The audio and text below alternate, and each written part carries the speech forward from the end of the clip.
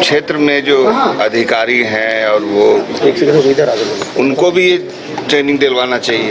निसंदेह देखिए, हमें लगता है कि विधायकों को जिस प्रकार से ट्रेनिंग की जा रही है, दी जा रही है, तो उसी प्रकार से जो कार्यपालिका के जितने भी कार्य करने वाले हैं, चाहे वो पदाधिकारी रहे या कर्मचारी रहे, उन्हें एक ट्रेनिंग इस बात की देनी चाहिए कि आपका विधायिका के साथ क्या संबंध है, आपका न्यायपालिका के साथ संबंध क्या है, आपका पत्रकारिता के साथ संबंध क्या है और आपको उनके साथ कैसा व्यवहार करना है, उनके साथ किस प्रकार का माने आचरण निभाना है। तो एक विशेष प्रशिक्षण उनको भी आवश्यकता है। चूंकि आज जितने भी माननीय रहे, कहीं ना कहीं सबके माध्यम से एक सवाल छन के आया कि जब विधायिका के अंग यानी विधायकगण जब अपने क्षेत्र भ्रमण के दौरान किसी कार्यपालिका के पदाधिकारी से मिलते हैं, उनसे बातचीत होती है, कभी कभी उनमें त्रुटियां रह जाती है, वो कहीं ना कहीं इनकी अवहेलना करते हैं, अवमानना करते हैं, जो कि चिंताजनक है।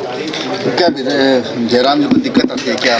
देखिए, हमें विशेष दिक्कत नहीं आती है, नहीं हमें विशेष दिक्कत नहीं आती है, लेकिन कहीं कहीं आती है तो फिर हमारा तो स्वरूप सबको मालूम ही हमारा स्वरूप क्या है। लेकिन मेरे हिसाब से बाकी लोगों को जो बहुत सारी दिक्कतें आती हैं, और हाँ, दिक्कतें कब आती है जब अपने क्षेत्र से बाहर के पदाधिकारी होते हैं तो थोड़ी दिक्कत आती है। एक सवाल उल्लेख किया, बात थोड़ा सा कर्णप्रिय नहीं है, नक्सलवाद को लेकर जो कहा आपने कर्णप्रिय नहीं है, लेकिन ये सच है क्या? देखिए, हमने ये कहा, चूंकि पूरे 2 दिन कहीं ना कहीं करप्शन पे बात हो रही थी, ब्लॉक की मनमानी, अंचल की मनमानी, थाना की मनमानी, तो वही मैंने एक तर्क दिया। मैंने ये तर्क दिया, एक पुराना हिंदुस्तान अखबार कटिंग जो समय छपा था, उस कटिंग को भी मैंने प्रस्तुत किया, और गांव वाले जो आज के डेट में भी कहते हैं, मैंने उस तर्क को दिया कि अगर गांव वाले एक आम व्यक्ति, चूंकि भारत भावनाओं का देश है, यहाँ पंडित नेहरू और इंदिरा गांधी से ज़्यादा सीटें राजीव गांधी को मिली थी, इसलिए कि इंदिरा गांधी का डेथ हुआ था। भारत भावनाओं का देश है, तो लोगों की जो भावनाएं मेरे सामने आई, मैंने उस भावनाओं को बताया कि लोग ऐसा सोचते हैं कि जब नक्सलियों का वर्चस्व था उस समय थाना, अंचल, ब्लॉक में घुसखोरी नहीं था, और आज सरकार है, लोकतांत्रिक व्यवस्थाएं इतनी मजबूत है, हम लोग इतने 21वीं सदी में आ गए, हमारी व्यवस्थाएं दुरुस्त हो गई, उसके बावजूद अगर सिस्टम में कंट्रोल नहीं हो पा रहा है तो एक आम व्यक्ति किस विचारधारा को स्वीकार करेगा?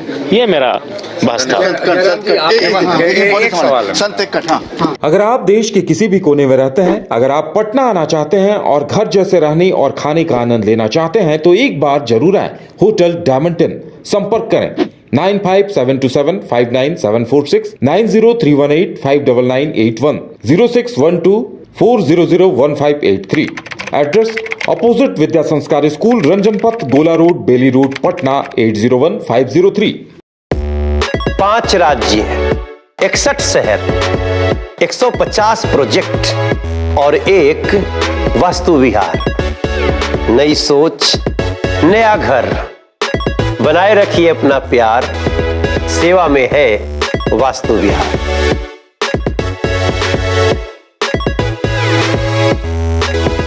विश्व स्तरीय मेडिकल सुविधाओं से युक्त रांची का देवनिका हॉस्पिटल, जहां है neonatal ICU, burn intensive care unit, modular operation theatre, 24/7 emergency trauma service, multi disciplinary ICUs, emergency care, MRI, CT scan, advance cath lab, fully automated path lab, echo, ultrasound, ultra modular patient beds और pharmacy.